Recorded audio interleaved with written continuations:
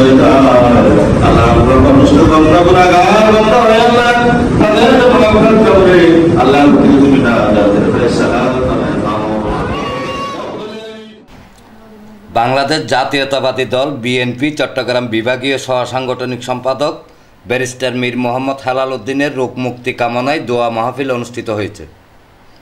বুধবার বিকেলে আমিন শিল্পাঞ্চল 43 নং সাংগঠনিক ওয়ার্ডের শান্তিনগর শাহী জামি মসজিদে চট্টগ্রাম মহানগর বিএনপির সাবেক সহশ্রম বিষয়ক সম্পাদক মোহাম্মদ আবু মুসার ব্যবস্থাপনায় অনুষ্ঠিত দোয়া মাহফিলে 43 নং সাংগঠনিক ওয়ার্ড বিএনপি, যুবদল, স্বেচ্ছাসেবক দল, ছাত্রদল, জাসাস, তাঁতি দল ও অঙ্গ সংগঠনের নেতৃবৃন্দ উপস্থিত ছিলেন।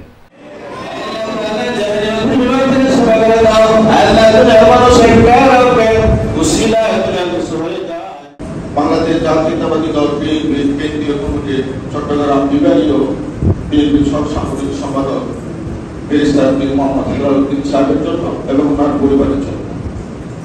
উনি দীর্ঘদিন দেশের এক প্রান্তে থেকে প্রান্তে দলের কর্মকাণ্ড চালাবার জন্য বিশালভাবে উনি একটা ব্যস্ততার মাধ্যমে পার করেছেন এবং চট্টগ্রামও একটি সমাবেশ হয়েছিল, সেখানে অনেকটা দায়িত্ব উনি নিজের মতো পালন করতে গিয়ে সকাল বিকাল ক্লান্ত হয়েছে। তাই আজকে উনি অসুস্থ, ওনার জন্য আমি আপনাদের মাঝে দোয়া চাচ্ছি এবং ওনার পিতা সাবেক মন্ত্রী মীর মোহাম্মদ নাসিরউদ্দিন সাহেব আমাদের এলাকার জন্য যখন যে দুর্যোগে আমরা এগিয়ে গেছি ওনারা আমাদেরকে সাড়া দিয়েছেন। সামনের দিনগুলিও তো ওনারা আমাদের অভিভাবক হিসাবে কাজ করবেন।